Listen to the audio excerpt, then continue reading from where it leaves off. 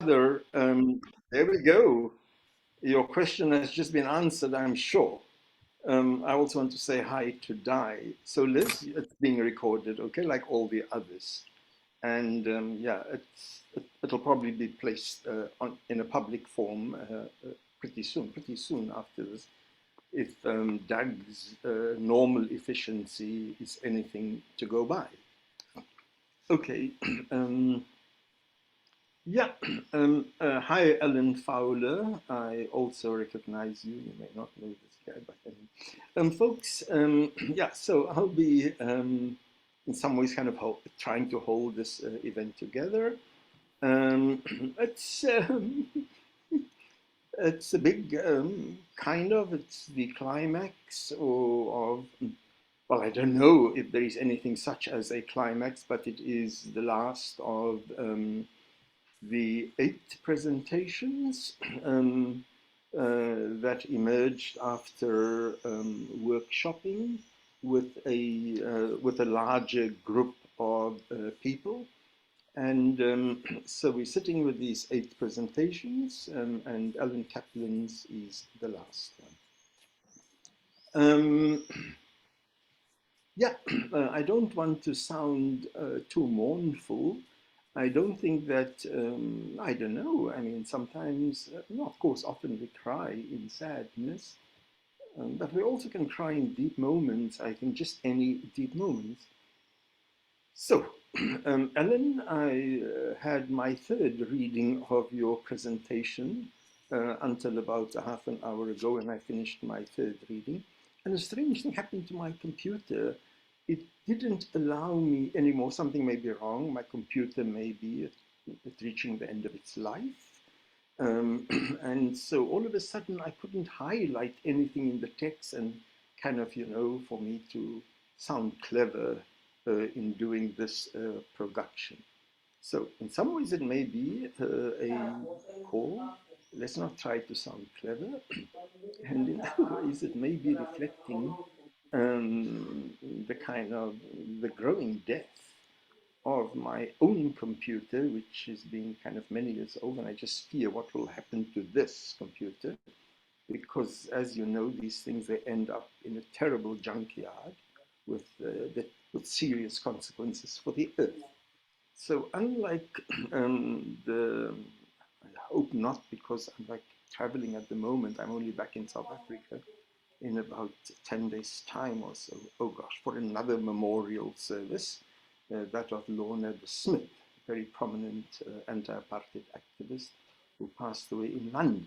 So I hope that my computer doesn't die before that. Anyway, so yeah, and so here we are with Ellen's presentation. Ellen is known to all of us and known in a nothing, I mean, I don't have to introduce Ellen, but when I say Ellen is known to us, all of us have had, uh, what do you call it, tiny smudge, what is smidget, some word like that, okay? But all of us have had some kind of smidges, it's the word I'm coining now if it doesn't exist, okay? I mean a tiny sliver. All of us have had slivers of Alan's life and Alan's contribution. Some of us well before the founding of CDRA, some of us inside CDRA. And yeah, Alan was there from the beginning in large part. Alan, with all respect to everybody else, Alan was the beginning. Okay, Alan was the beginning. And I know beginning to sound like a bit of a preacher at a funeral. Okay? But I couldn't resist crying after reading Alan's text. So now it was interesting. I think it was, I'm not sure who it was anymore. It may have been, it was Liz who asked if it was going to be recorded. So now we will have Alan's voice to this text that we have read. And in a strange way, Alan, it wasn't a text. And it was like, some of you may know that I'm a Muslim, and when I listen to the Quran being chanted, it's not, I can't listen to it purely cerebrally. And so Allan writes in an inimitable way that is difficult to approach this cerebrally, just with your head. So I read your text, Allan. I read it with my heart. I read it with my intellect. And as always, it is very challenging. But I don't think I should say much further, Allan. You are a prophet in our midst.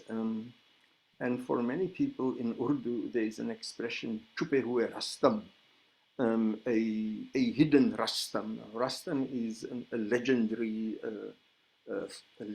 fighter, a legendary wrestler. Rastam is this kind of imaginary figure, that just kind of a giant of a figure. So in many ways, Allan, your work is known across the globe, but you also remain a Chupehue Rastam, a Rastam that is hidden, a Rastam that is obscured. Not by yourself, I think, although, yeah. So, Allan, I mean, yeah, you are amongst us. We've benefited enormously from you. We continue to benefit from you. So, before I hand over to you, Allan, I just want to say that Allan will make some initial comments and so on. Allan is very keen that we talk about how the ideas that he has raised, how they impact or not, and above all, how they become concretized in our practice, or where we locate ourselves. So after this, I mean, Sue will assist us in getting people to talk among themselves about it, and come back with some of those ideas on not the way forward for CDRA, but how they imagine themselves taking these ideas forward. And then we'll have a plenary for people to kind of just say, what they want to say on either in relation to the ideas that was put forward in front of us, or how do you feel about the moment? And I don't expect everybody to have had a cry before the moment, okay? Yeah.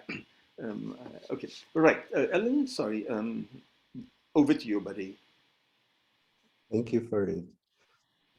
I just want to start off by saying thank you, Farid, not just for the opening and not just for your words, but also because it's been quite a wonderful thing for me, having been there at the beginning, to have Farid there, to be there at the close. And I don't mean now in this conversation, I mean through these last, I don't know, 2 years maybe, or more perhaps, taken a while to get to this place. But it's felt like a great privilege to have Farid in the role that he has played. At a time when through this process of these pieces of writing that we did, I have come back into the CDRA that grew through so many years ago. And I do think, at least for me, this is a huge moment. I didn't expect it to be such a huge moment, but it is. So it's wonderful seeing you all. It's wonderful that you came and that you're here. And I do feel as though I'm at a graveside and that this is a funeral, because it is really. And I'm sitting here not with tears in my eyes and not with a lump in my throat, but I am sitting with a memory, actually a memory and a question. So let me say right at the beginning, this morning isn't going to work quite as Farid was describing. You're not going to be working so much on my ideas, but on yours.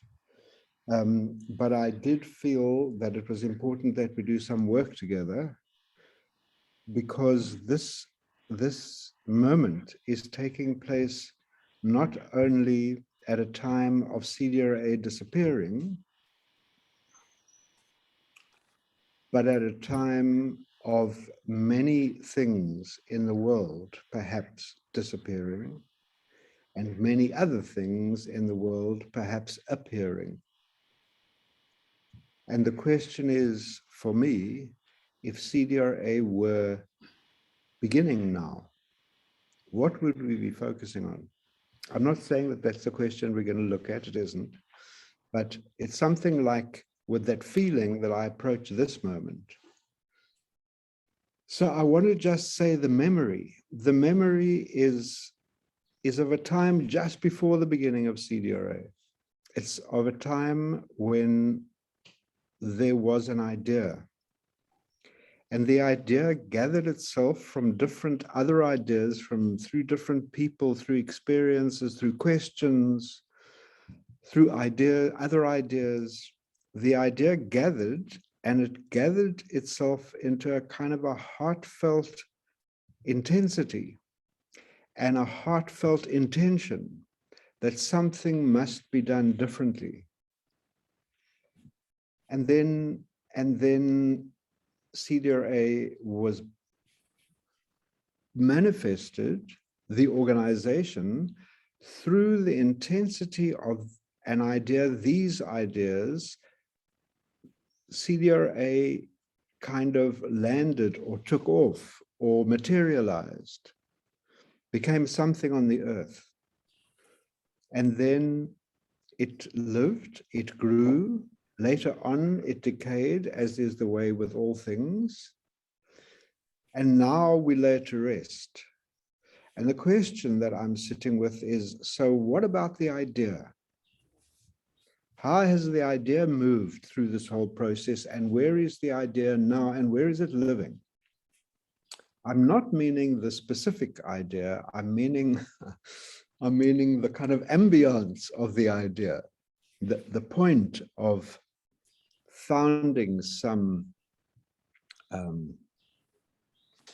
activism in these times, as we did then. So I want to start off actually by reading. I want to read two things, and the one is the blurb that I wrote for this session.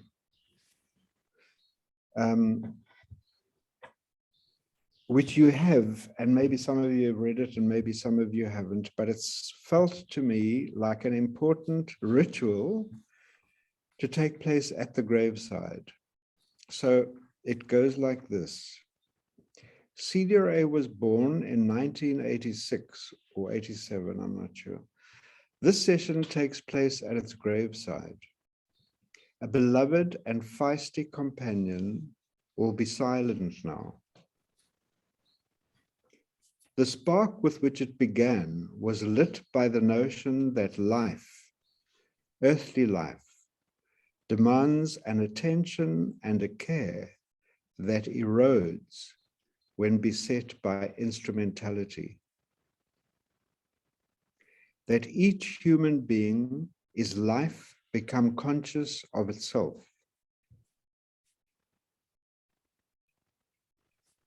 It was lit by the idea that matter is woven from spirit, that things, material things cannot beget, but only be begotten. That companionship is more important than commandment, that human and earth are one. It seemed to me that that somehow captured the spirit of CDRA and all of us who worked and lived through CDRA, including the many CDRA people who are not here at the moment that I have to mention at the outset, like Mzwaya Msoki and Jeff Mamputa, for example, just those two. I feel like I have to invoke their names at the moment. I was there at its beginning. I am here at its end. The world feels colder with its passing. Or does it leave as the world gets colder? What now for all of us, when the warmth of truth striving feels motherless, and activism wanders forsaken, not knowing its own face? Paying tribute or expressing gratitude or honoring that which came before. None of this is achieved through sentiment, but through shouldering the burden as we move on, now more alone. We move on now more alone because CDRA will be gone. And I feel that very strongly. But I also feel that we move on now more alone because now, differently from in 1986, it seems that we are more alone, each one of us, that we are having to work harder to find each other in this world that is being created. So I had to start with something else too that I have to read. For many, many years, CDRA worked its magic, I think, through way of what we called a home week, when everybody came together and we had, I would say now, mythical and legendary Monday morning breakfasts, when we brought to the table the things that we had seen in the world in the previous month, and we brought those things seriously. They could have been little details, they could have been big stories, but all contributed to our making sense of the world. And also during Home Week, we read a poem. We read the poem for about, I don't know how long, 14 or 16 years, every month. We never plumbed the end of it, ever. Sometimes people wanted to bring different poems, but it never happened because this poem was so strong for us. And I think it is strong for us now. So I need to read it again at this moment. It's a poem called The Sleep of Prisoners, and it's by Christopher Fry. And earlier on, when I flipped pages here, I saw that there's an Anthony Fry on the screen. So I'm not sure if Anthony Fry is related at all to Christopher Fry, but anyway, maybe. It goes like this. The human heart can go the lengths of God. Dark and cold we may be, but this is no winter now. The frozen misery of centuries breaks, cracks, begins to move. The thunder is the thunder of the flows, the thaw, the flood, the upstart spring. Thank God our time is now, when wrong comes up to meet us everywhere. Never to leave us till we take the longest stride of soul men ever took. Forgive the men, it was in a previous age. Affairs are now soul size.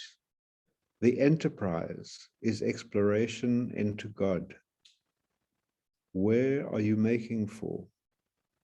It takes so many thousand years to wake, but will you wake for pity's sake? I think the question of whether we will wake was part of the idea that fired CDRA all the way through. And part of the idea that fires me at the moment is the same. I worry that we're falling asleep once more. So I wanted to say something, and then I want to ask you if you will I was going to say form small groups, but you don't form small groups. You get sent into breakaway rooms. It's a different language we have now. But if we could form small groups and do some work together. But before we do the work, I asked that everybody who's coming had read that text that was written for this process, Metamorphosis. I asked it because it felt strange that the more I came to these sessions, the more I realized people weren't reading the texts. Many people weren't reading the texts. So then it became a conversation and a discussion and very wonderful, but part of the point of this entire process was the written word. So that was one thing operating for me, but the other is that the text that I wrote is a particular kind of a text. And it's because it's a particular kind of text that I want to preface our work together by referring to it, not to the words, but simply to what it's trying to do. So I do understand, Farid, that it makes for perhaps confusing and dense reading at times, or all the time. But there is an attempt to do something there, and it's an attempt to write what we call now a portrayal, which is a piece of phenomenological writing that can help us get inside the social situation that we're meeting. And when I was thinking about what a portrayal is, which is a different kind of writing,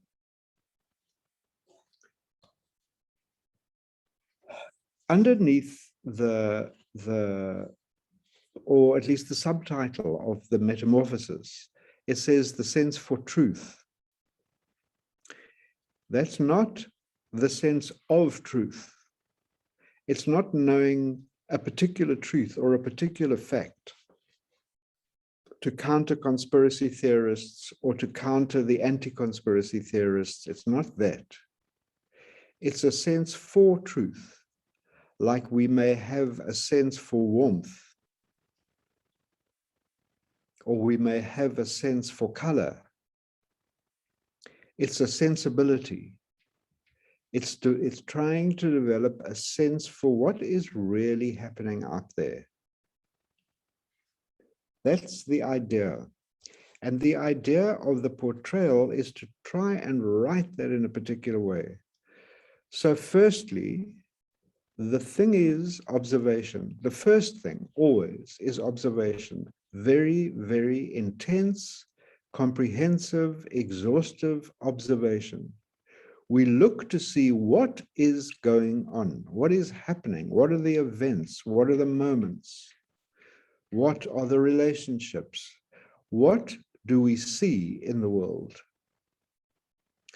And the more observations we get, and especially if we get them over time, the more we can begin with our thinking to link those observations, to look for patterns, to look across our observations, to look for patterns, to look for repetitions, to look for commonalities and differences, and then to see, well, what picture is rising up here from this meeting between our observations and our, you could say, if we're looking at the connections between things, we're trying to make meaning of our observations. And the idea then is the process of making meaning of our observations has to be brought to our observations in an iterative way, so that we take making meaning and we let that inform our observations and our observing self. We see more that way. The new observations that we see, we take back to our making meaning. And we deepen it and deepen it and deepen it, and we try to ensure that we keep both observation and making meaning upright in themselves. And then we do not avoid ourselves. We do not leave ourselves out. We bring ourselves into the picture because we are in the picture. It's not a picture of an onlooker and something out there. It's a more circular picture. We're inside of what we see. We're both affecting and being affected by what we see. So we come in too. For me, that doesn't make it subjective. In fact, it makes it more objective, but that's another conversation for another time. And lastly, we try to write what we see, not in a way that tells someone else what to see, but rather to show a world that the other, the reader, may be stimulated to make meaning of. In other words, we're trying to stimulate the reader's process of thinking and observation, which goes all the way back to my understanding of the beginning of CDRA, that we are always there to try to assist others to see, and through that process ourselves as well. So that's the idea behind the piece. And what I would like to ask now is that we go off into these groups and we look at our world now. So I have a question which I'm going to read, but Sue Soul has disappeared from my No, screen. she's very much here. Go Okay. ahead, Allan. She will put on the chat box as well. But the question goes like this. So you have to listen quite carefully now. What has been evoked for you in reading this essay? Just to sit for a short while. I'll give you the times in a minute. You personally, what has been evoked for you in reading this essay?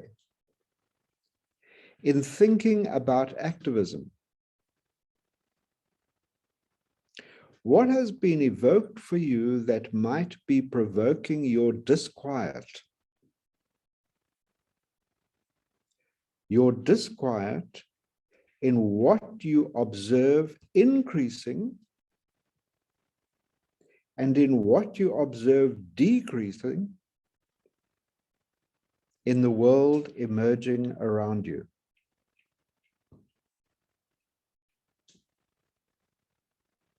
Think of what is increasing that causes disquiet. Think of what is decreasing that causes disquiet.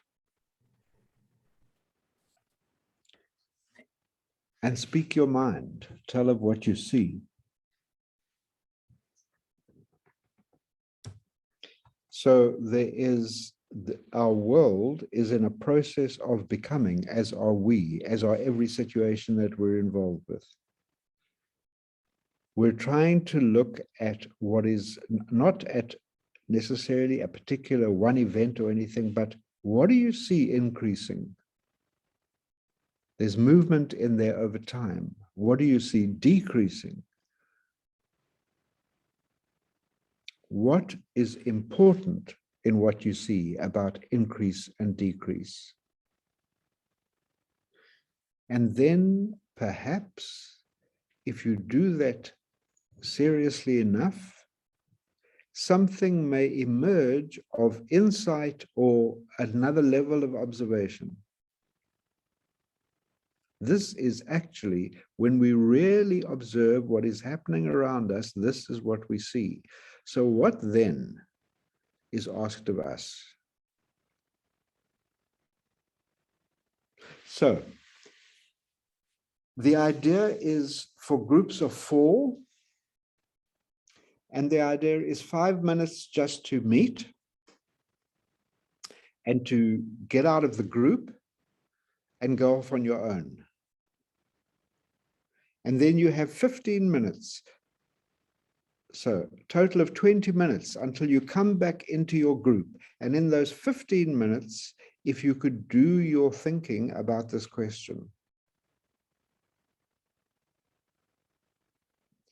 And then we will do 20 minutes in the group. So we've got 5 minutes just to get started, 15 minutes on your own, then 20 minutes in the group. That makes 40 minutes. And then 10 minutes. I want you to be quiet and be on your own again before we come back and have a conversation here. What has happened for you in the process of listening to all of these patterns, all of these appearings and disappearings? What is important for people? What's emerging for you now?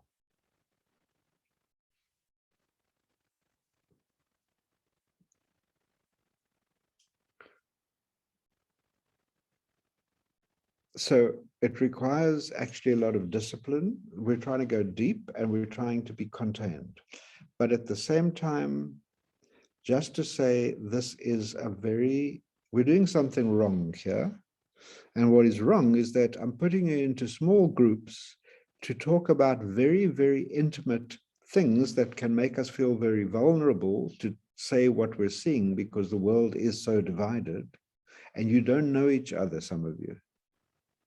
So I'm just asking, how can I say it for your strength in vulnerability? You're talking about what you observe.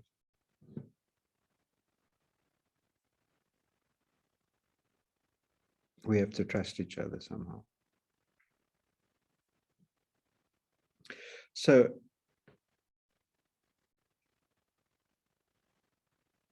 are there any, does it make sense? If Sue's put I still can't see Sue, but anyway, if she's put it up, then okay. Then you can look at it. Oh, there's Sue, right. Then you can look at it during the time that you're away. But we are going to come back then at the half hour after.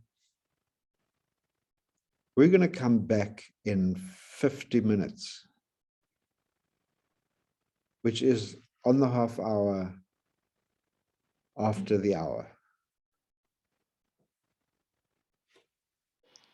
Thanks, Allan. Sue, do you want to tell us how, or Sue or Doug? Yeah. Yeah, okay. I'm going to send you to your rooms. Sound like we did something wrong, Doug. That's right. Sending it to you. Here we go. Okay. Thank you, Allan. And here we go.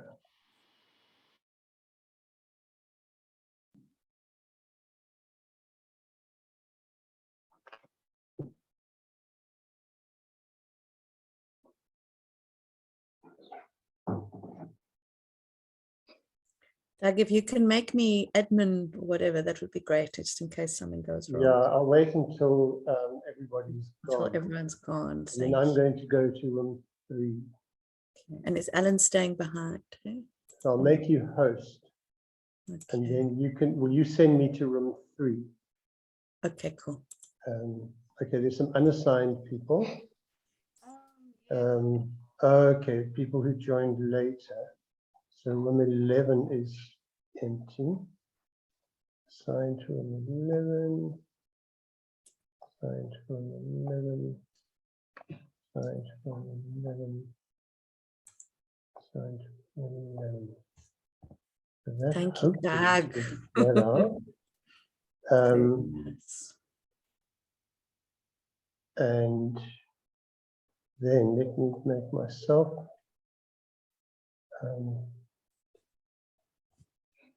I'm making you host. Thank you. Jane Coombe is here. Hello, Jane. Oh, Jane had to leave. I see. And Michael also. You're on mute, Jane. Yeah, I wanted to avoid you miss waiting the groups, but I got into the group, but it's a big enough group and I made my apologies.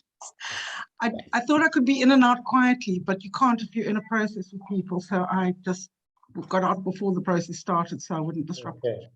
Yeah. Hello, Sue. lovely Jane. Sorry, Lovely Sue. Sue, and hello, lovely Doug. Hello, Jane. Sue, will you send me to room 3? If you can? Yes, I'm going to do my skills now. Breakout rooms. Doug, assigned to, okay, Doug, ciao. Room 3. Boo.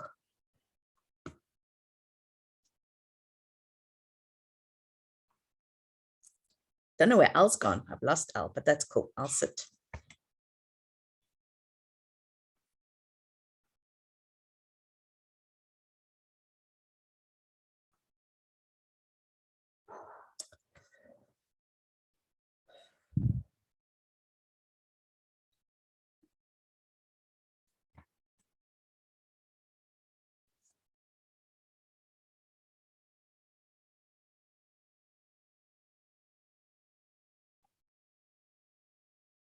Hello, Jeremy.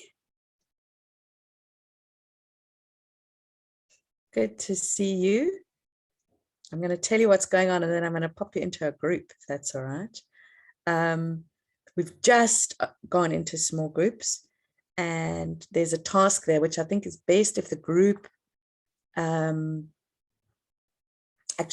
briefs you on it so you don't miss too much of the group. So I'm going to assign you to a group, if that's okay. And I'm going to assign you to group number 7. And see you later. Okay, hopefully you'll get that invitation.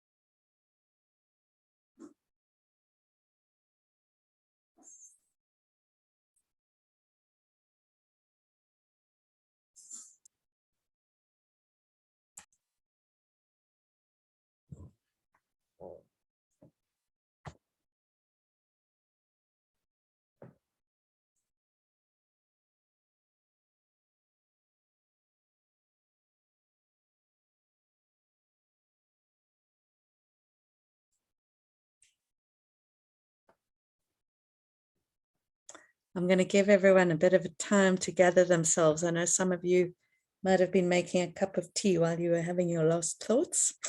So let's give it a minute or so. And we've got to get Allan back as well.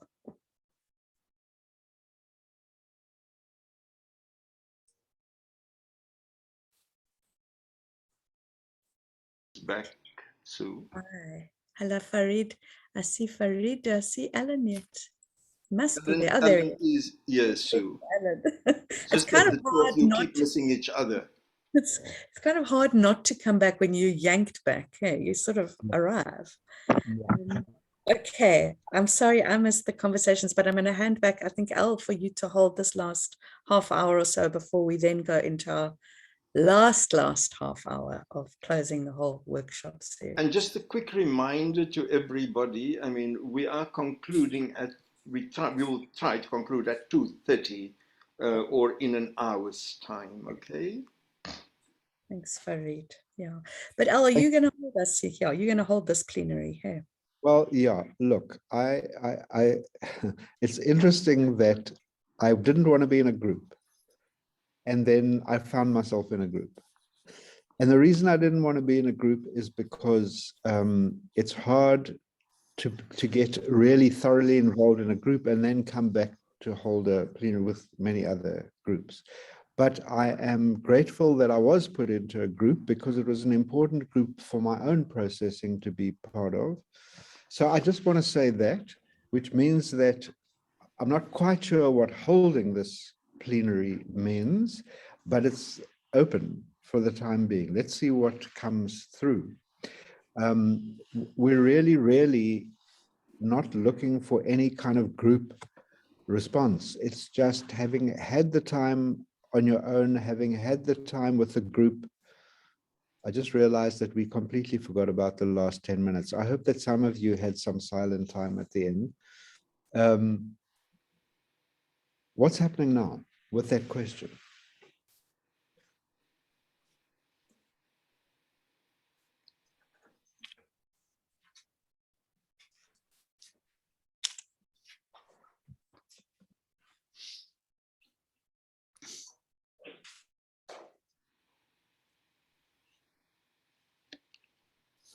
Well, are you wanting us to be silent or to speak?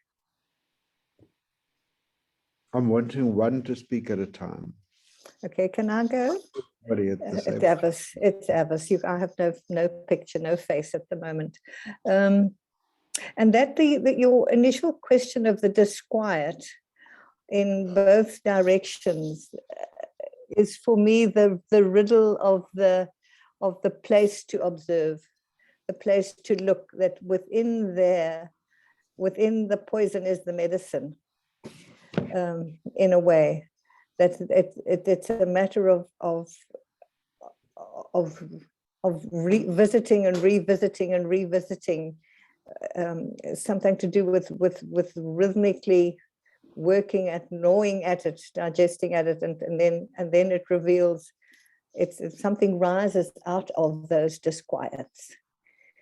For me, that's just what I'd like to say. Thank you.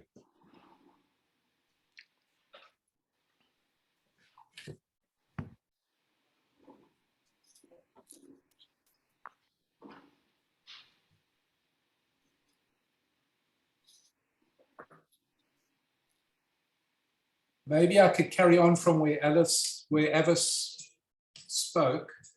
In our group, Tim mentioned this aspect of agency, and where can we exercise our personal agency in the face of all that we have?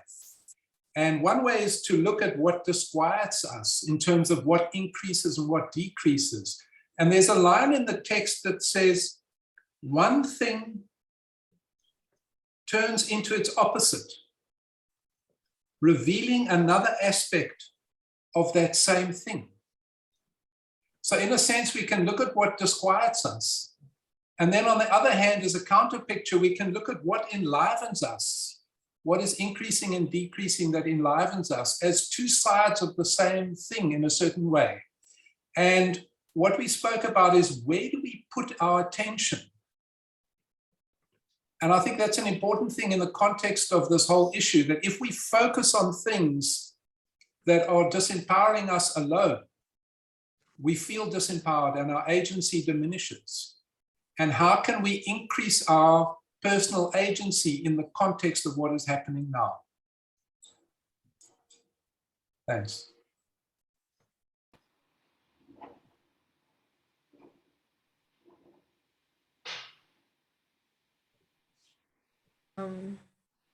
Hello. I just want to say something to relate to that, because it has been very present in our group too. And yes, I personally, and I think some of the others in the group felt the same. Yeah, it felt like the things that are increasing can actually be seen as decreasing, and the other way around. So it's very much about how you relate to what is going on, and what you choose to, yeah, I think. And I'm really very happy to be here, so thank you very much. Joanna, it's wonderful to see you here. Thank you for being here. I wasn't expecting it, and it's very nice to have you here. Yeah, thank you as well. It was fate.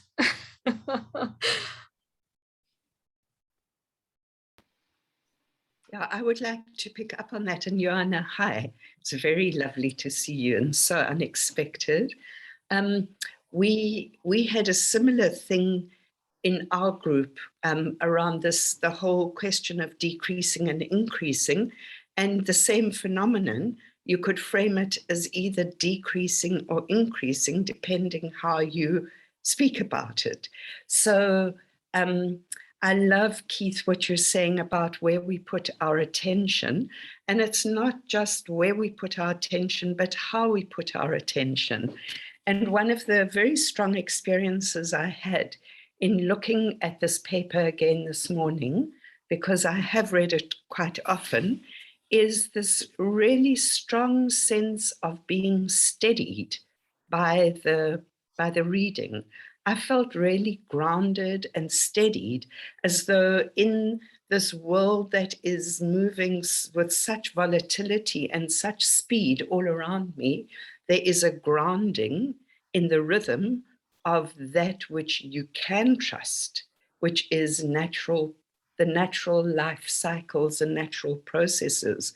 And being inside of that and connecting with that inside of me enables me perhaps to find my agency and to trust what it is that I'm experiencing when I can recognize those same trustworthy processes outside of me.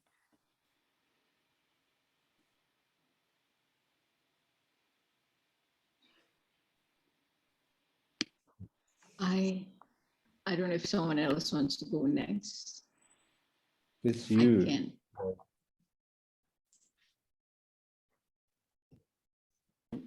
Mary Jane, you go. You. Yeah. Okay, I'll go for it. I don't know almost everyone except Allan, Sue, and Mikhail. And now in my group, I've been acquainted with Anthony and Sharon and David in the breakout group. So I kind of feel reluctant to speak out of turn. But anyway, what Sue was saying about being steadied kind of resonates with me, because as I was sharing in the group, I'm just emerging from our presidential national elections with Bongbong Marcos, the son of the dictator, winning, becoming the new president in a backdrop of massive disinformation. So cheating was of a different dimension altogether in this context. And I'm coming to terms of how do I relate with this increasing disinformation all over. And what steadied me in Allan's article is what he mentioned in his introduction, that it's not about making sense of truth, but it's, what did he say? Hold on. He was saying it's about a sense for making truth. sense for truth. So it's developing a sensibility for truth.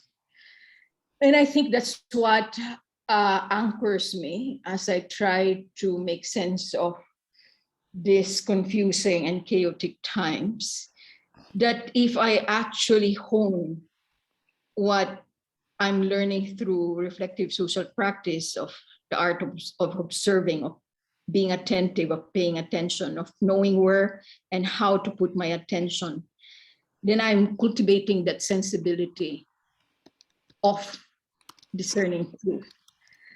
And which is different from establishing what is true or not, because I think that approach also leads to more polarity once we arrive into absolutes of what the truth is.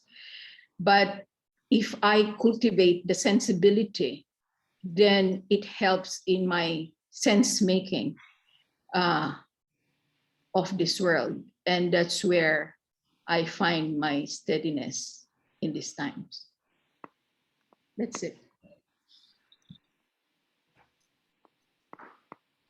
Thank you.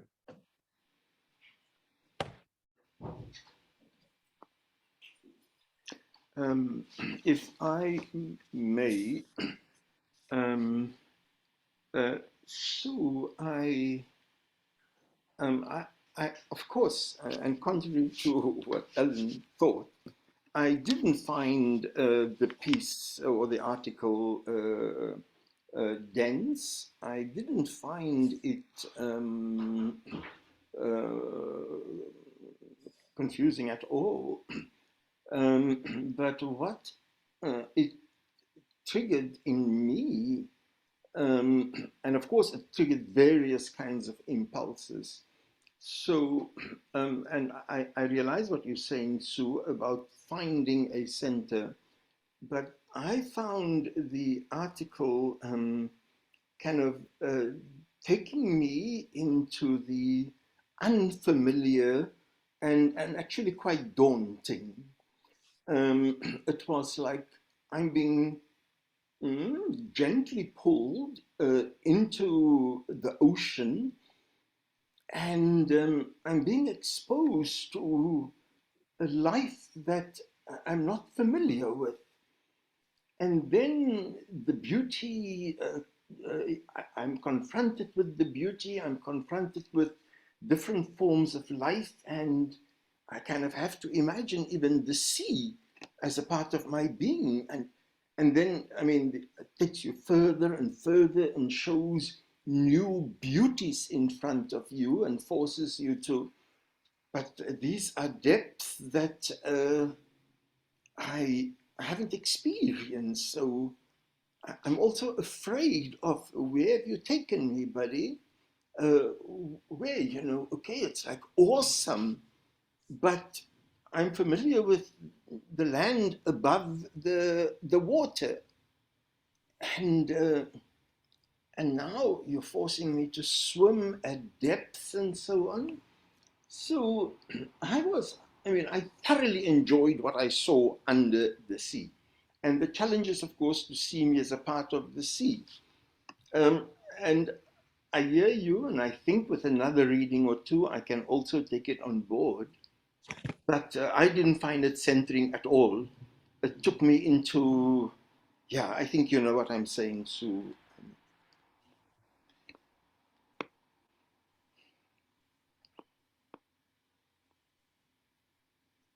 Can I say something in response? Well, as it, something in me, Farid.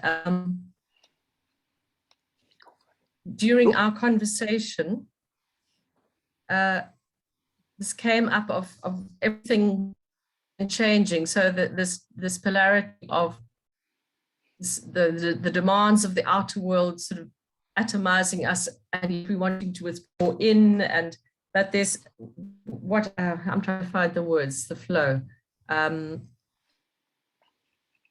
What struck me so much about the article was this thing of time and making space for time, but not just any time. And we talked about that in our group. What is, there's a drawing inward, but it's not an inward that is easy, makes meditation easy, for instance. There's something blocking us from going inward, and yet we've been cut off from each other and connectivity. And so this quality, and Sue, you said something about it's not just paying attention, it's how we pay attention. So that question of, so what does that mean for activism now? And this is lovely how you say that, Farid, because it's what came out of our question is we're entering a new world, and yet we're trying to pretend it's all the same as it was before, even though it's breaking down. And so there's that pretense. And then Yasmin was beautifully had this thing of, she moved to a new country. And so it was like she was using an old map for a new country, but she had a guide, luckily. So that when I was thinking out of our conversation afterwards, who is our guide in this new world? And is that the role of activism as kind of not necessarily as God leading us as a leader, but of observation came up very strongly. And is it an exploration? You describe so much that you're going into this new world, everything's new and it's not comfortable. But how does that, so the activism as an exploration, taking us into this new world, affirming that it is new, that we have to shift rather than carry on pretending. But so I don't know if that became clear, but thank you. Farid, you made something clearer for me. Liz, and this is Liz, you made something clearer for me. Activism as a process, activism as a fire, but not as an anchor. Because, if I look at activism as an anchor, and many of the terrains of my activism, oh gosh, I have been unmoored, it's like, frankly, activists have become sellouts, okay, in a crude way. So it's not an anchor, it's a process. Anyway, shut up, Farid, you've spoken too much. Maybe. No, please go on. Okay, there's something I'd like to share, and that is a realization in working. I love this word metamorphosis. There's such a lot of clues within that, and that the cabbage doesn't lose its cabbageness when it goes through those changes. The thinking, the feeling, and the willing, or the soul qualities remain the same. They just express themselves differently and from different perspectives. Whereas the root and the leaf sort of express themselves as they're coming more earthly, and then the flower and the fruit more in the light. And there's this feeling that we're now moving from my will to thy will. So if we're talking of activism, what I'm noticing increasing more and more is the fact that it's not what I do that's important, but it's what comes to me. What comes out of surprises, out of the fact that I'm preparing, or that I'm studying, or what I'm focusing on, what I'm thinking about, what is in my light, call it that. It seems to materialize and come in not as a fear, but as a good thing, as leading me forward, leading me into the flowering and the fruiting. So I don't know whether that belongs to the conversation, but that's certainly one of the things that I'm experiencing, is that more and more I'm surrendering my will, but not stopping my cabbageness, you know what I mean, not stopping my soul work, my soul and spirit work. And then things are coming about that are not of my doing and are beyond what I could possibly have done anyhow. I couldn't have in my wildest dreams have brought that about. So that's something that I see also happening in other people's lives. May I say something? I had an odd experience of this hour, this incredibly beautiful, spacious, still hour, because I was in the main room, so I wasn't in a group. And with the exception of David, who popped in to say goodbye and thank you, and he said, I've just had the most extraordinary hour and a half. It's been so amazing. I didn't really know what was happening in the groups. I kept watching, and I saw that our numbers stayed pretty good for an attempted small group social process on Zoom. A few people had to leave, and they all indicated, at least to me and Doug and maybe to Allan, but very few, I think 2 or 3, and 2 or 3 people came a little bit late, and then the little green dots on the group stayed absolutely stable. And so I was staring at these little green dots, wondering what was happening and what was coming to life in the small groups, knowing that half of the time, more than half of the time in the small groups was even quieter still, as everybody was going into an interior space of processing. And it really struck me, Al, the design of this space in this little last of our workshops offers something for the future, if we could call it our activism. I don't know. I think like Avis and others, I also have a feeling of maybe there's more for us to surrender to still before we can start being activists in that old sense, Farid, yes, but not like what happened to the old sense, in a new sense, being more organized and engaging with some sense of power and forming in the world. I don't know if we're there yet. I don't know what's coming to life in the world from an activist impulse, if anything. Maybe we need to surrender a little bit more. But then there is something coming to life inside of us. Yeah, and I felt it in that quietness of watching the little green dots staying stable on the screen as you were gone for 50 minutes. And it left me feeling quite hopeful, even while, and I think this is also true for many of us in the now, I was completely alone, watching you and in complete silence. Because I think that's true for us as well. So there's something about the interiority of now, which is very different from 1986, and the isolation, the loneliness of it. Yeah, thank you. I'd like to share an observation of my experience of this plenary session. And hi to all of the familiar faces and people I haven't seen for years and years.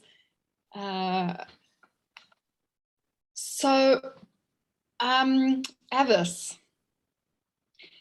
you spoke early on and then you spoke again. And when you speak, all I see on my screen is 882617. That's all I see. And my initial experience of that was I went completely cold. I was experiencing what was happening in my body, because that feels like a 1984 George Orwell moment for me. It's like, okay, 882617 is speaking now. They don't have a face. They're just a disembodied voice for me. And then other people said, oh, hi, Avis. So your voice was so recognizable that people could still see you. People who know you could still see you, but I couldn't see you. And in fact, to the point where I couldn't hear you. I couldn't hear a word you said because I was so disrupted by the fact that you were a number for me. And then you came back on and you spoke about your cabbageness. And then something started to change for me in terms of, you know, exactly what I think you're writing about, Allan. It reveals itself from the inside. So what I perceive from the outside is just 882617, and I react to it to the point where I block it. I block any sensory information that might be available to me because I'm in reactivity. And not to you, Avis, but to this, you know, what happens when a human is reduced to a number. I go numb. And then, which our development world does, and our militarized world does. And then I begin to hear you, when I can hear you describing yourself as a cabbage and what it's like for a cabbage to move through the seasons, then you're revealing yourself to me in a way that it helps me to breathe again. Yeah. Who knows what sense we want to make of that, but that's my experience of something that happened in this plenary.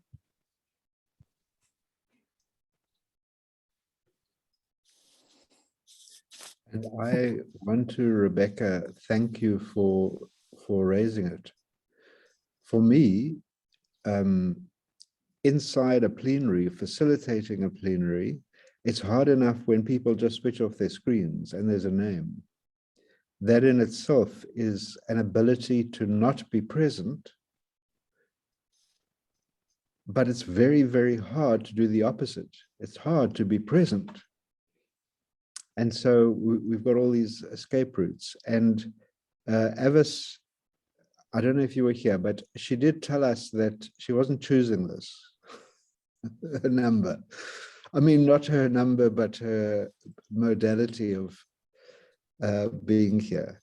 But nevertheless, that's what's there, 882617. It's kind of imprinted on my mind now. And I think that, that it's not just the development world, and it's not just the militarized world, unless the entire world is now militarized and part of a development process, but it seems to be increasingly everywhere. Numbers become important. The number that we are will become more and more and more important than our name. So I think what you're seeing and your response to it, or your reaction to it, is completely, that's what causes me disquiet, not your response, sorry, but the disquiet that you feel is the disquiet that comes up for me in posing the question even. And in our group, a number of people said that, and it came out also, I can't remember from whom right now in this plenary, the very question, or the very word is the key. Oh, it was Avis actually.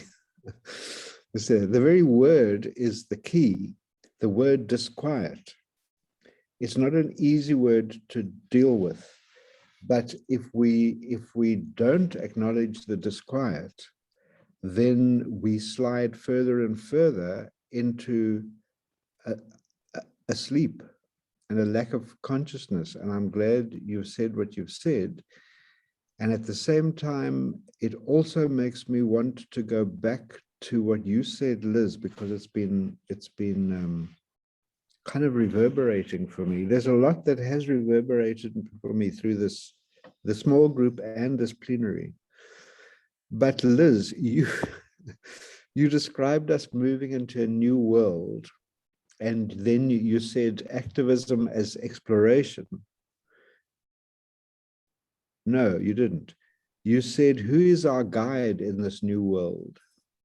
And then you said perhaps observation. And that's what struck me so strongly, that there isn't someone who is going to be your guide, but if we can learn to observe, we can learn to be upright and calm and centered in this world that is approaching. So the idea of observation as my leader in new territory is hugely important for me. And what you've done, Rebecca, is observe what's happened on the screen and what's happened inside you at the same time, and brought it to our attention.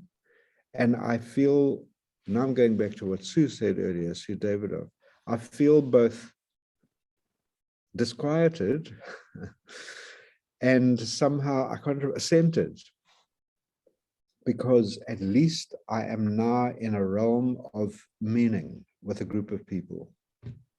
Just that.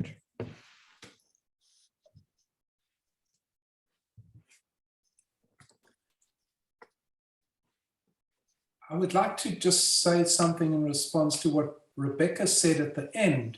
You said, I can breathe again.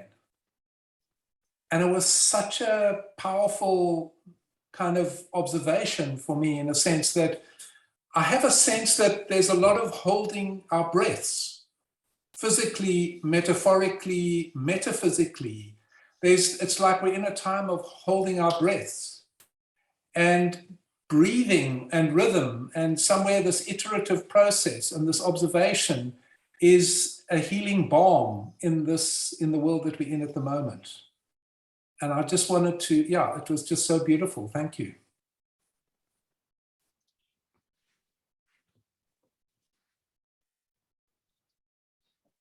I've been thinking about just how this thing of moving into a new world, and just feeling so strongly inside of me that that sounds very static. And I cannot imagine that we are moving into a new world, but more that where we are and what we are in is continuously changing, and changing faster and faster. And it feels for me like there's nothing static there at all. And a new world feels like another atlas that you can open and look at and get a guide for. And yeah, there's something quite energizing for me about a guide being something to do with observation. And I've forgotten exactly, I think Sue Davidoff spoke about it. It's where we pay our attention and how we pay our attention. And something of that feels quite hopeful for me.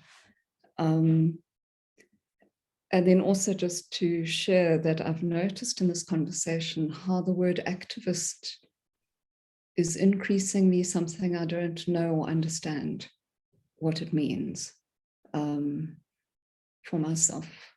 It's not, decades ago, it was a very familiar word for me to describe myself, and now it isn't, and I don't know what on earth it could mean anymore.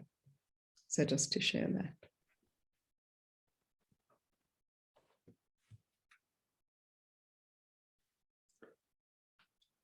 Maybe that's the subject of the first post-CDRA gathering. Would be quite wonderful. Something has just struck me, and I think I'm heading towards a closure, but it doesn't mean that people can't continue talking. It's just that I feel I have to honor the commitment of more or less on the hour finishing. But something came to me sometime during this conversation, because we're talking about observation, and now, Paula, you're talking about not a new world, the old world increasing, etc. It's not a different space. And I was thinking what I had thought earlier, the word metamorphosis. And Farid, you were talking about becoming unmoored in a way, sticking with the ocean metaphor, through the text. And I was thinking now again of the word metamorphosis and remembering something that comes from a man called, an author called Francois Julien, who wrote a book called The Silent Transformations. I'm saying it because it's worth a read or a study or having in your back pocket as you move into this new old world. But anyway, he talks about the enigma of the polarity in a way. He says, when something is growing or decaying, when something is in process of movement, it is changing. He calls it modification. It's the relationship between modification and continuation. If something is alive, it will continually modify itself. But that isn't the opposite of continuation. It is the way in which the organism continues through modifying itself. So we have the change process and the unchange process happening at the same time. We change in order to remain the same if we're alive. So already to think that we're changing in order to remain the same, it's an interesting thought, because we keep talking, the development game once again, we keep talking about being change agents without recognizing sufficiently sometimes that we also need to be centering agents at the same time. And so for me, that whether it's a new world or not a new world, whether it's an increase of some things and a decrease of other things that may turn it into a new world or not, that sense of being centered enough to be able to discern what is turning and what is staying the same in order that that turning takes place, or what is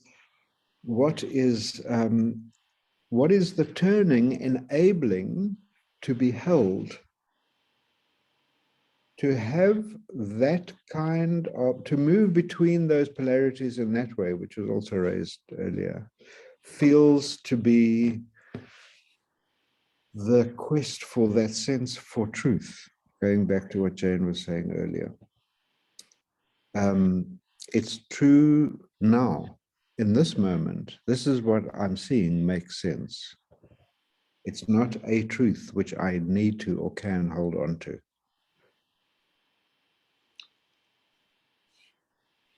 Allan, Allan,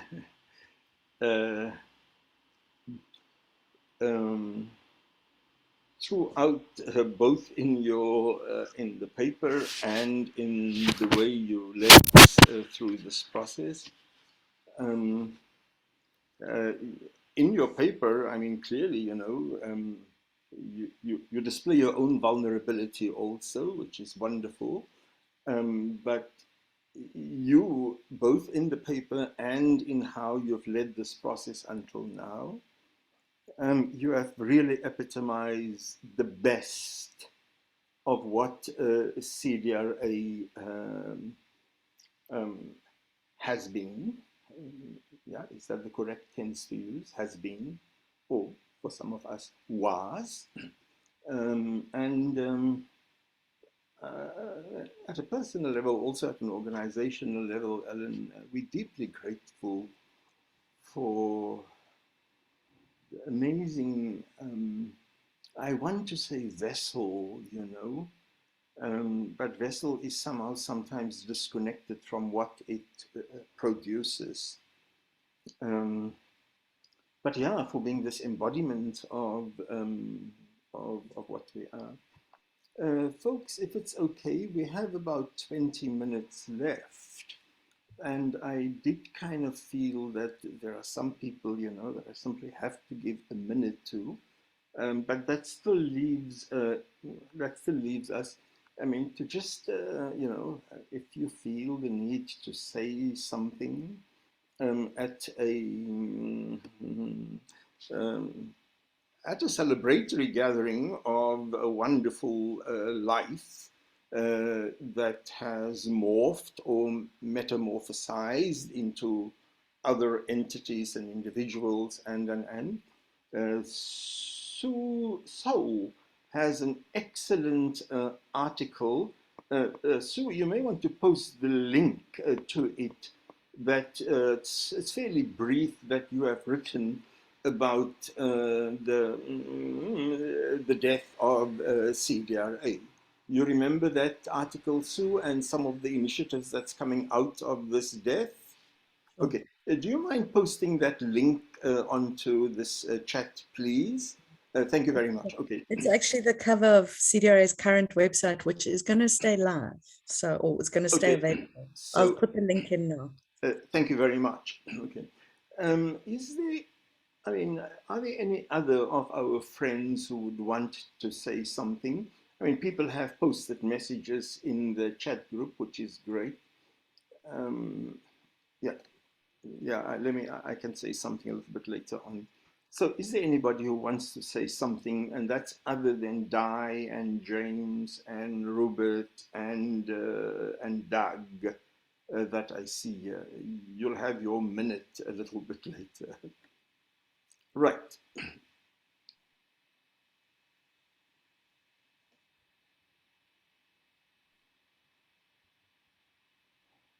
I would like to say that I think it was you, Sue, who spoke about interiority, was it? Did you say something about interiority? Yes. Yeah, and that word really struck me. And I just feel very strongly that is, if observation is the guide, then that observation is also about inner observation. And I think that perhaps at this time that we are experiencing, solitude or isolation doesn't necessarily translate into interiority. And I think that that fine balance between what we observe outside of ourselves And what we observe inside of ourselves is a very critical dimension. I love the word interiority, and I want to somehow uphold what it means in terms of how we really engage with ourselves as reliable, trustworthy sources of understanding through sufficient interiority. Thanks, Sue. Thanks, Sue.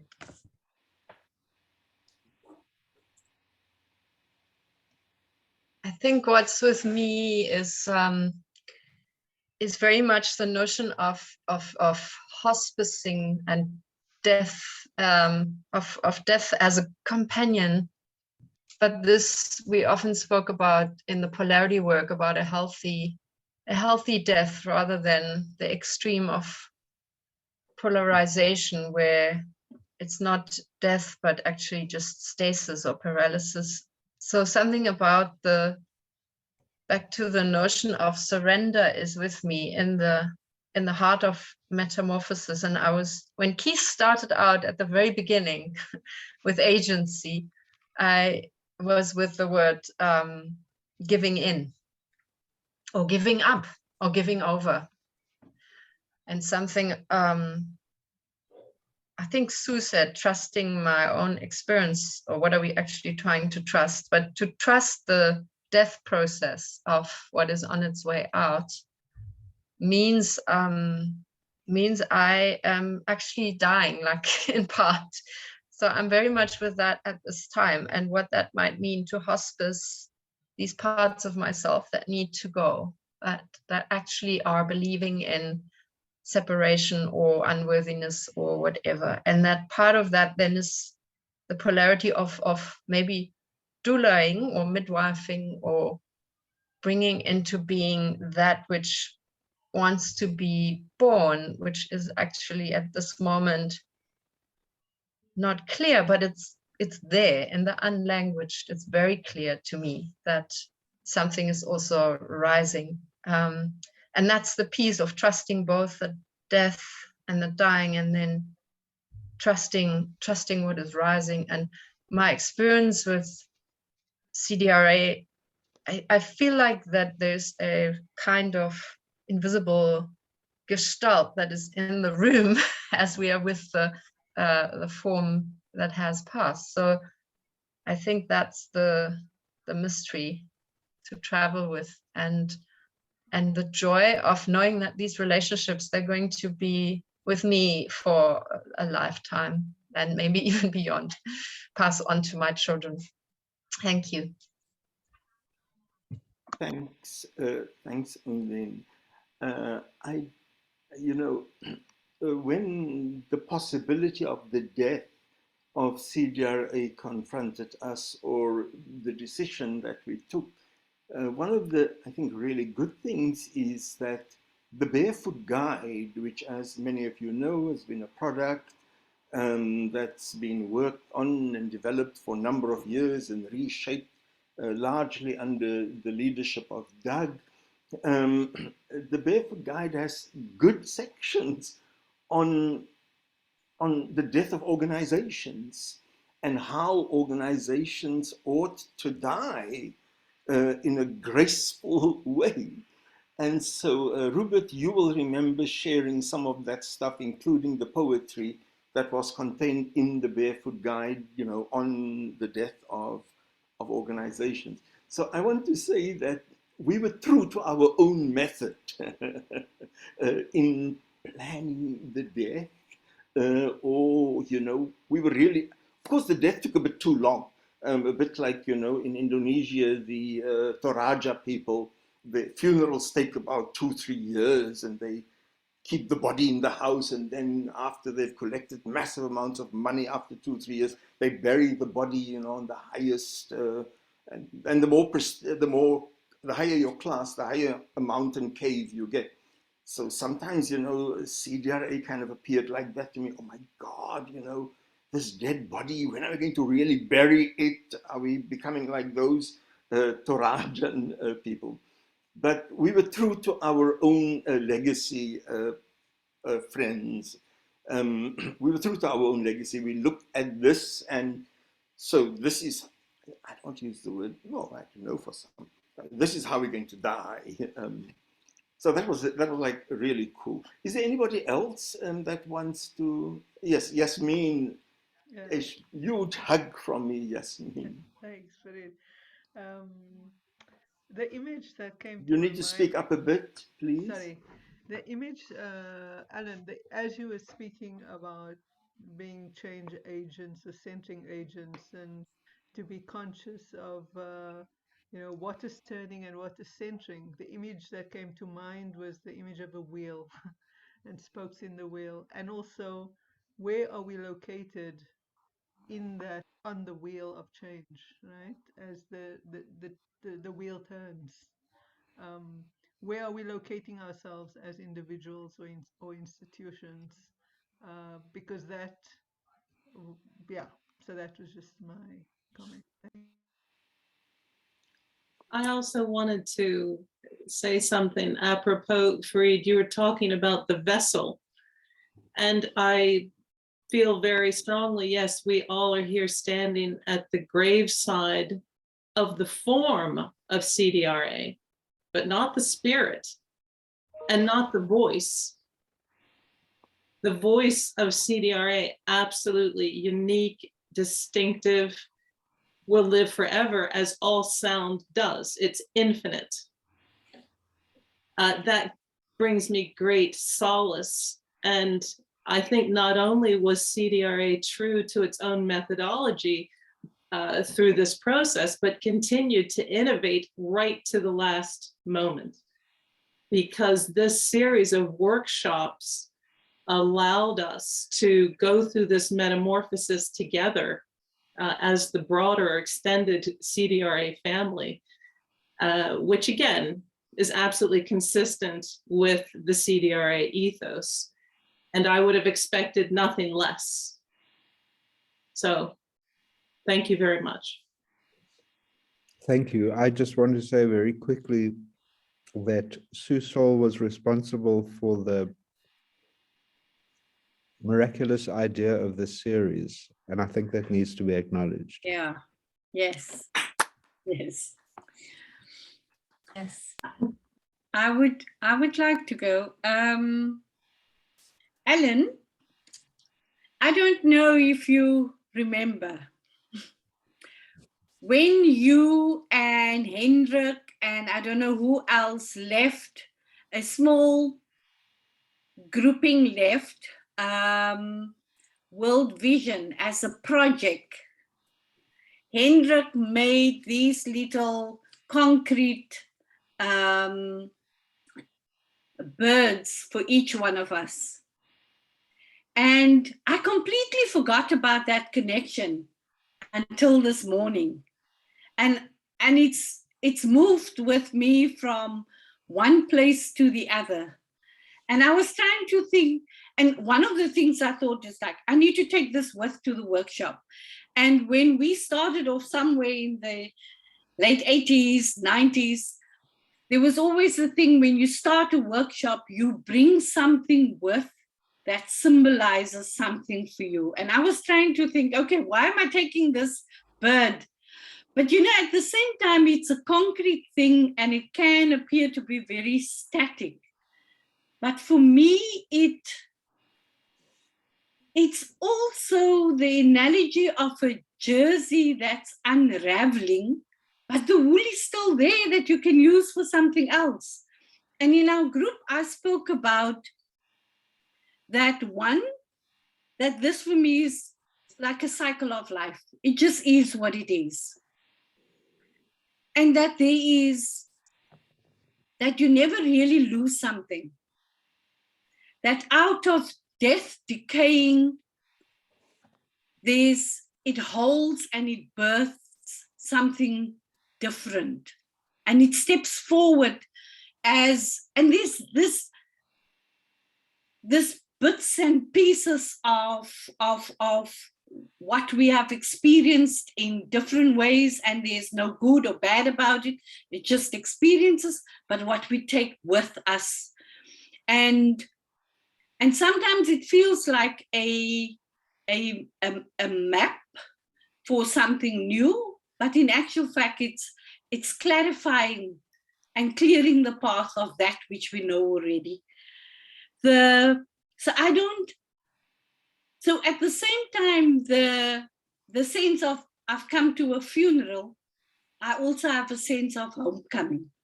So thank you very much. Good. Thank you. Thank you for bringing the bird. Maybe I just like to say something very briefly, Farid. I know you're in a hurry. We are almost trying to close. Go ahead, Patricia. But I would like to thank you all and Sue for organizing this. And just a couple of sentences struck me from both the email and the text that Allan wrote. And I'm very happy to be here, where when you said that things cannot beget, but only be begotten, or organisms create themselves out of themselves. I was very sad with all that we are seeing in the world with the closing of CDRA, such an impulse, which the connection that I make between activism and art, because I think we are facing a cultural fading away from many arts and art expression, like the same as with activism. And this sentence struck me very much, which is matter is woven from spirit. And I was wondering, what spirit are we facing right now? What is the force of the spirit? And this whole conversation about this turning and observation made me think that what we did together here and what you started doing from a long time ago, ever since Sue Davidoff held the gathering for writing these texts and this kind of things, was that we together could observe death, could observe decaying very strongly. And we normally don't like to observe this kind of things. But I think that exactly by observing death and decaying, we may be opening up to what's willing to come, because we are finishing an era, not only for CDRA, but a cultural time, I would guess. So I'd like to thank you for the courage to do this and what this brought to me as well. Thank you. Thank you very much, Patricia. Look, you know, I kind of have to also honor people's times and so on. And we are running about 5 minutes late. Can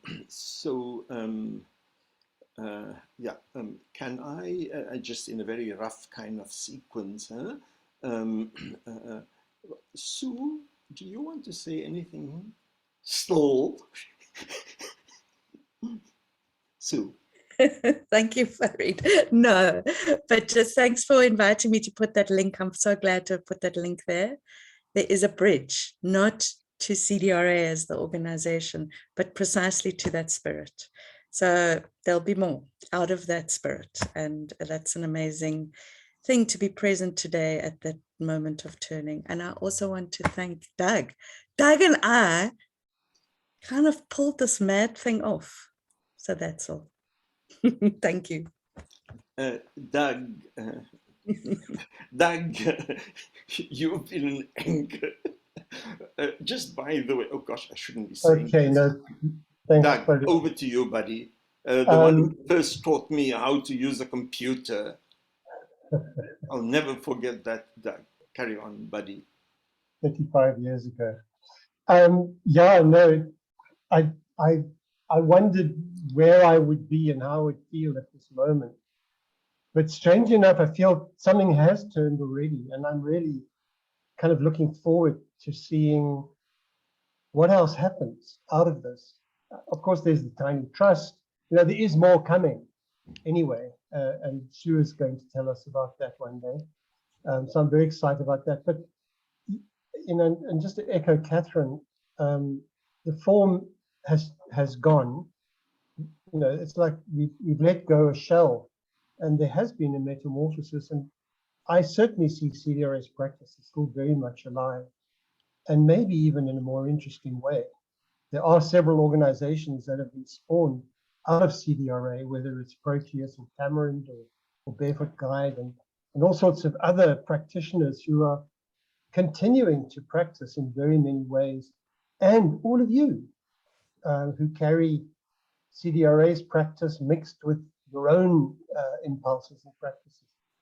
So I go very much at peace into beyond this this funeral, this good death that we're having, and just massive, huge gratitude to everyone here. Yeah, thank you.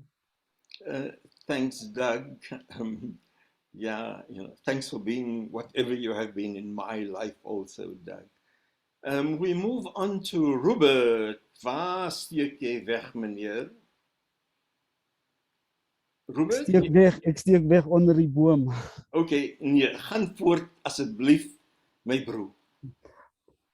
Thank you very much, Farid. I saw your email this morning, and I'm also in a process, and and when I saw my name being mentioned, there is also someone who would be asked to say a few words or reflections. I felt quite anxious, and what would I say? And in going through this wonderful meeting between everyone here, I started remembering the last while in CDRA, and I was, along with Doug and Nomvula, I was, one of the last who were still connected to the building.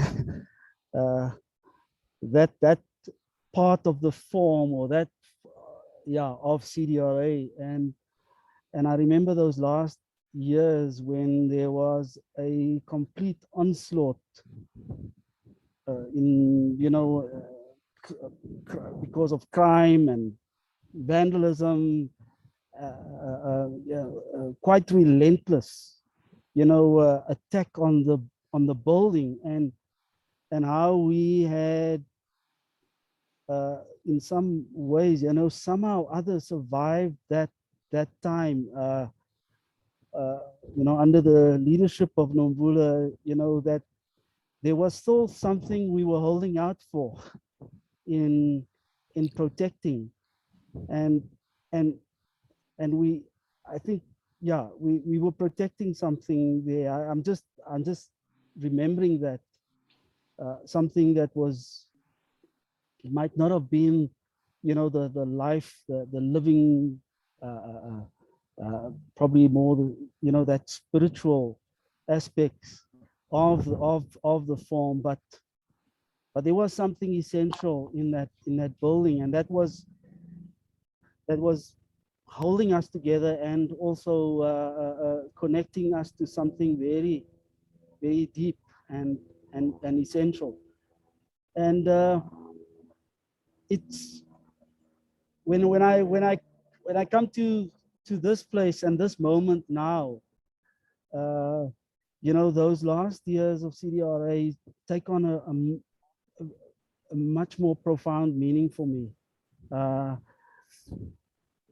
We were holding out for something, and even though there were no, in terms of our time and the relentless slimming down of CDRA and becoming leaner, and so that all the things that gave it life somehow was being sucked out of it.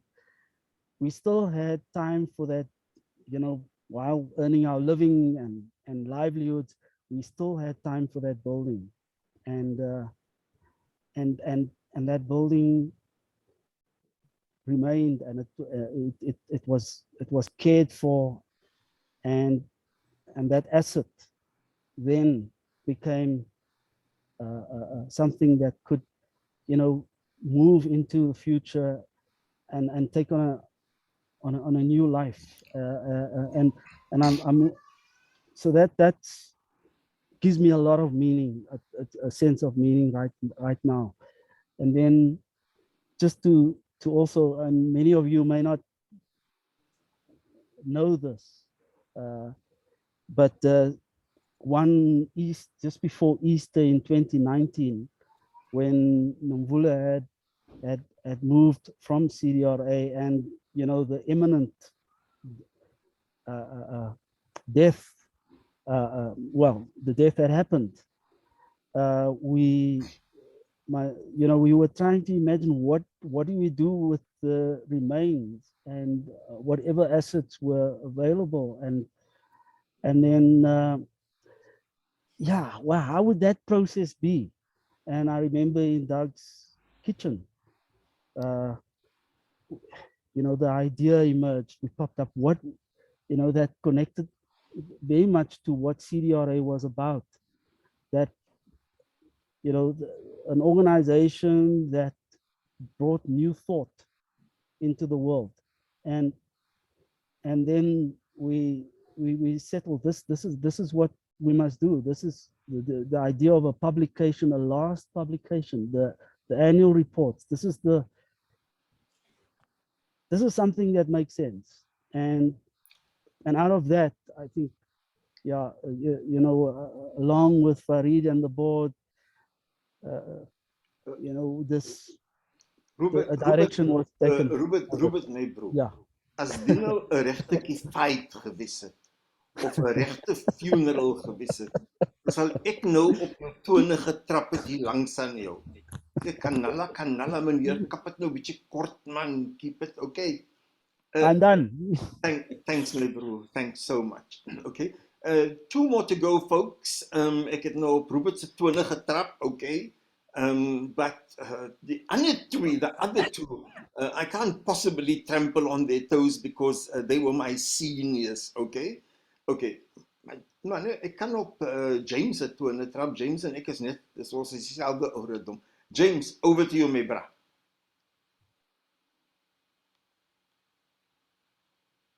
Waar is die bliksem? Oh, jy sit hier onder. James, unmute my bro.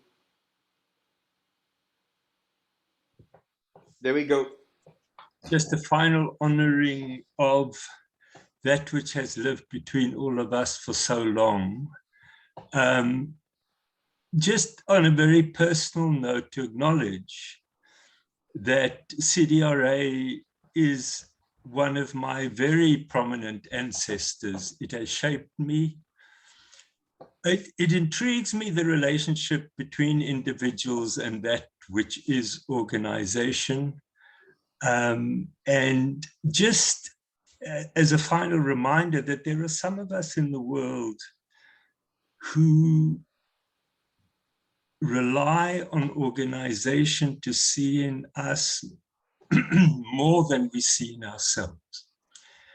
And I have benefited massively from that which we are now burying, that lives on as my ancestor. I've been privileged in many, many ways, obviously as a white male, but organizationally, I've had 3 experiences of organization that I share with the world as having contributed towards me being more than I thought possible.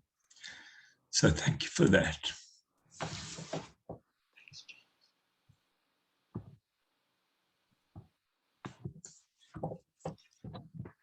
Thanks, Jim.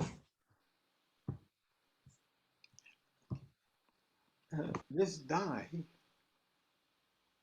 who brought me into the organization when we still had our offices in Salt River.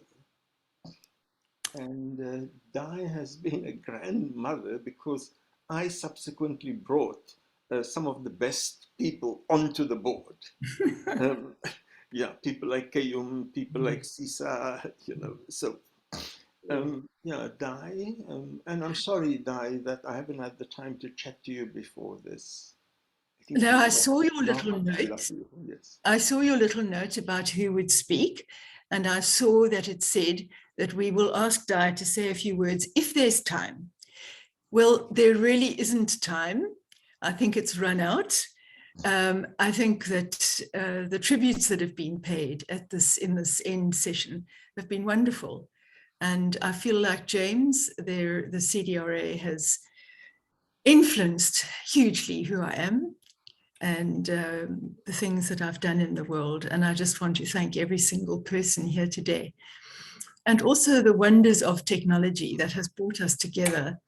I won't forget this final seminar and seeing the faces from around the world present for you, Al, to celebrate you and all that you mean to us as the of the CDRA. Thank you.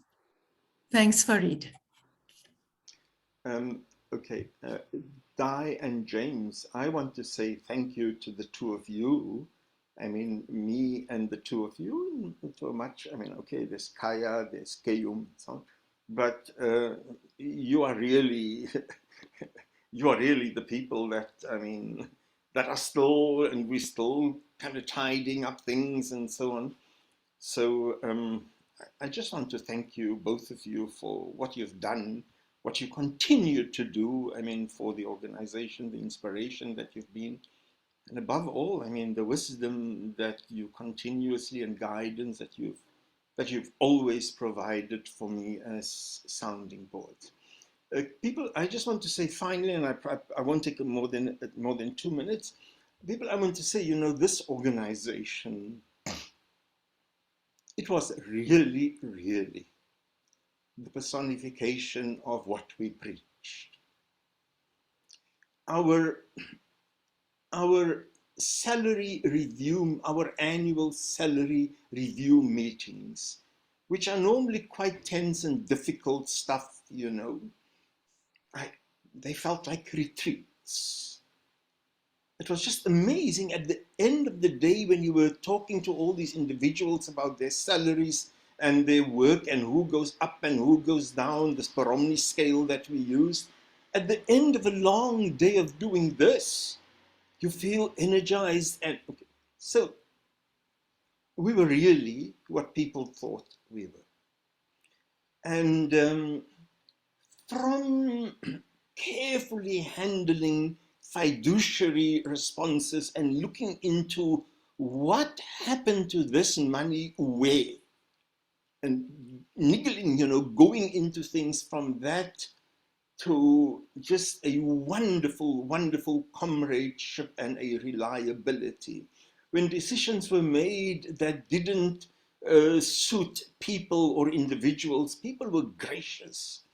There was never any, there was never any kind of tendencies or fractions or, I mean, our meetings were often robust, but there was never a single moment of unpleasantness or kind of people holding something after the meeting. So I just want to say, you know, in Islamic Muslim kind of religiosity, we speak about an amana, a trust, you know, a trust that was given unto you. So I started very early, as I said, when I was still in Salt River, and I want to assure all of our friends that the leadership of this organization and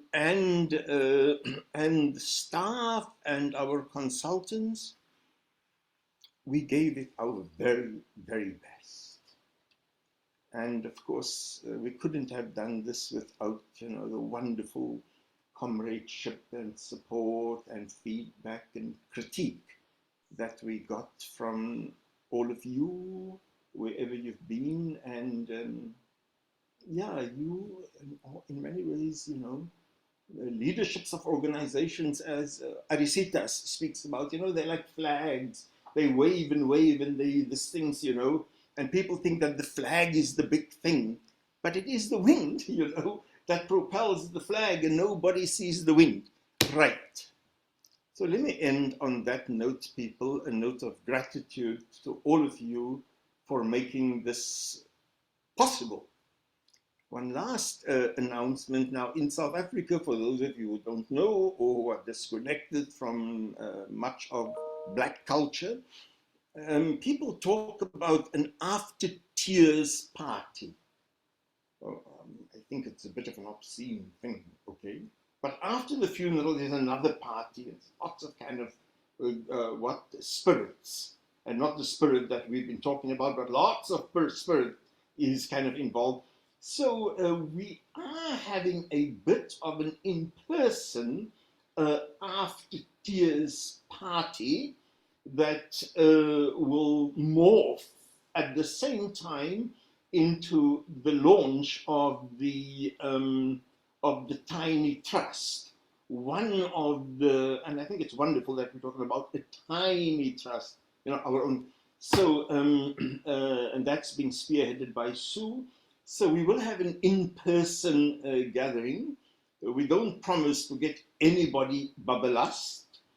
At least we don't undertake to do so. But so until next time for many of us, and for the rest of you that I may or may not see again, hambagashle, go well. Thank you very much, everybody. Okay.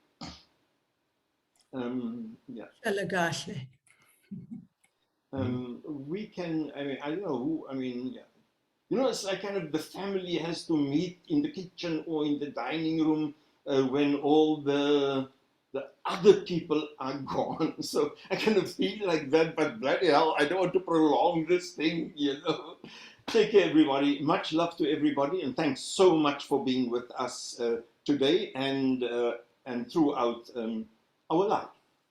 Go well. Thank you. Bye, everyone. Bye. Thank you very much. Thank you. Thanks, Farid. Thank you. Bye, everyone. Bye-bye, guys. Bye, everyone. Thank you. Bye-bye. Cheers, team. Bye-bye, JT. It's hard to leave. I'm out. Guys, has Di gone? Oh gosh. Oh, people are leaving quickly. I'm not leaving. Those who are still here, I just want to say, man, thank you very much, guys. Beautifully held, Farid. Thank you. Thank you, Farid. Yeah. Thanks, buddy. I feel sadder about the end of the workshop series. Yeah. Let's have another one. How it feels sad. Been amazing. Hey, baie liefde vir julle almal. Ek waardeer regtig julle teenwoordigheid in my lewe. Julle het my geïnspireer, mense. Julle het my regtig geïnspireer. Baie dank vir jou vriendskap, onthou jy daai kak wat ek deurgemaak het, Doug, and I talked to you and to James. Julle was daar vir my, man. Mense, baie dankie voor ek begin te huil, okay? Thank you, Farid. Big hug to you, Allan, okay? I wish we could have a drink together right now. Allan, well done. That was really It was an amazing paper, Allan. Gosh, man. Beautiful. And no, it wasn't obscure at all. It wasn't dense at all. It was riveting. And yeah. I need, You to, had Allan, me. I need to say something to you. Do you know where I read your paper? No. I was walking in the middle of the Fish River Canyon in the Ruchtersveld. Yes. Yes. Well, that is absolutely fantastic. And I wanted to say to you that you told me you wouldn't be here because you were in the Ruchtersveld. No, I totally miscalculated. That was last week. I was in the Ruchtersveld, and I thought that the meeting was. Yeah, I thought the meeting was then. I thought I would be in the meeting where spiritually, present in the meeting. But then when I came back, I saw it is this week, so I was able to be here, and I'm so happy for that. Yeah. Guys, on a more kind of solemn, on a more solemn note, Dai is also dealing with the imminent, by the looks of the departure of Don.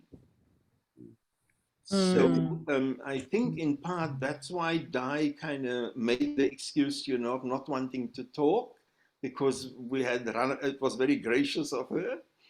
But, and I think partly also why she left quickly. Yeah, every time, I mean, when Dai speaks, especially to James, or to James also, she talks about a worsening in Don's condition.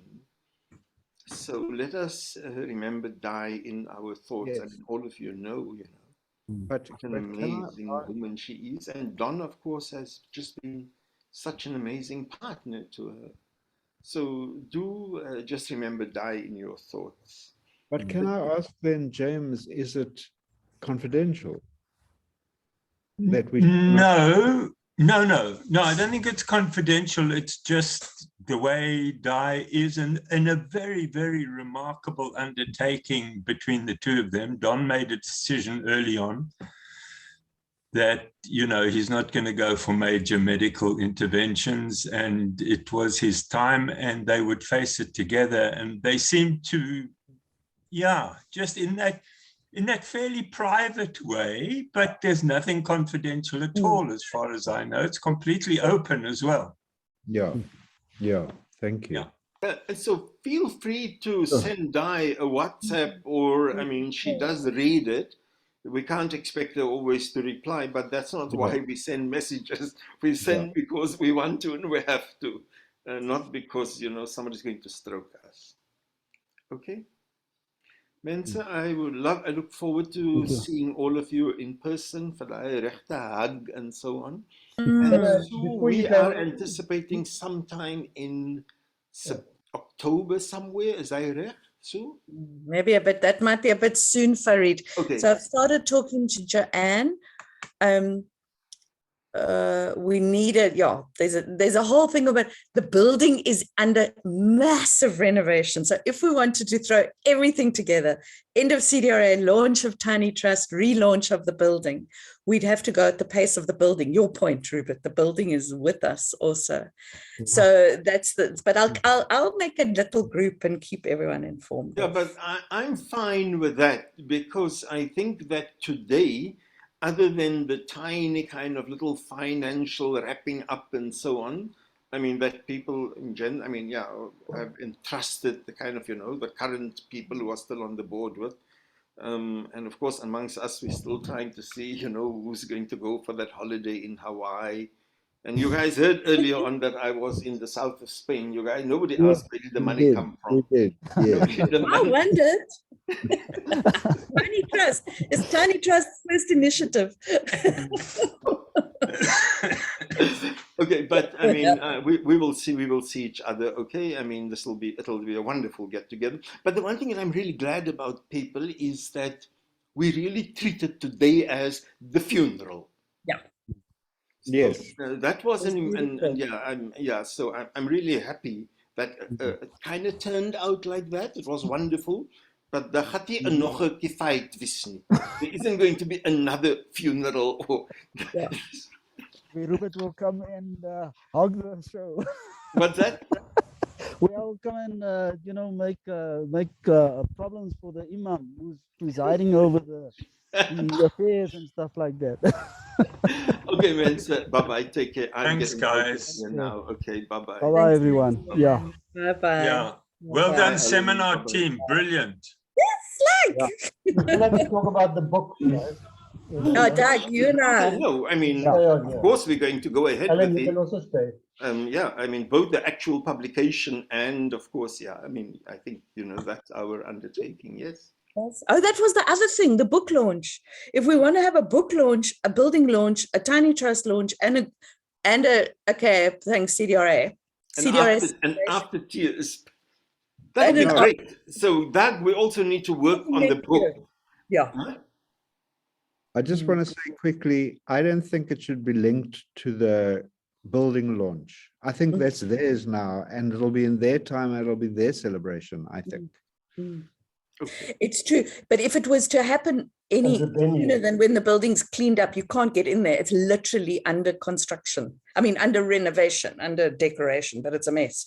So yeah, you're right. It wouldn't have ceremonially wouldn't have to be a building launch, but literally we'd have to have the building available. But I think we may be, when we talk about the book launch, Sue, we may be trying to tie too many things up together and then end up not doing any one of them properly. Okay, so let's talk about the book and the publication and that, and see what are the timelines on that. And then, I mean, regardless of where we are, we could still have a book launch. We must have a book launch.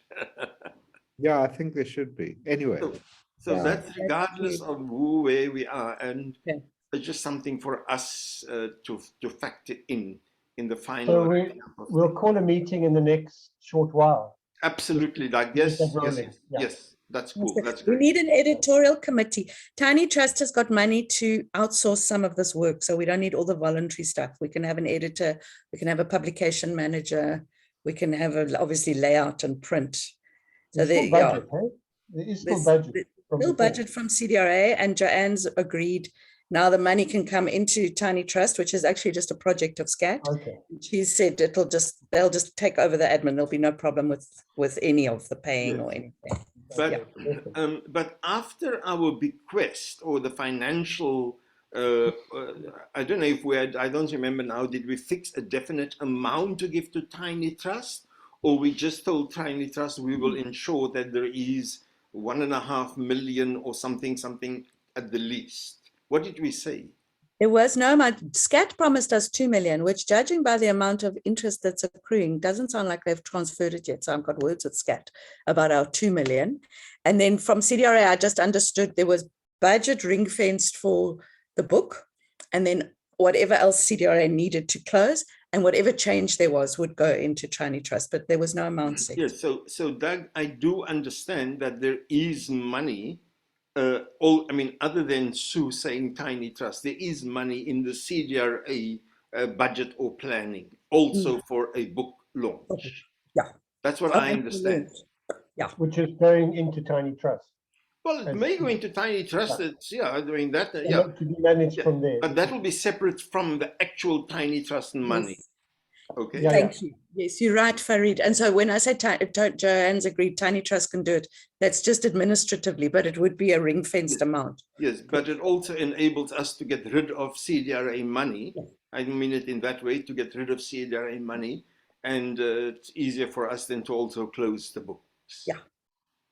Okay. Put together. Okay. Well Thank you, done, everybody. Farid and Allan. That was a masterful final. Thank you. It was beautiful. Thank you both. Thank you. Bye. Okay, much love, Bye, everybody. everyone. Bye.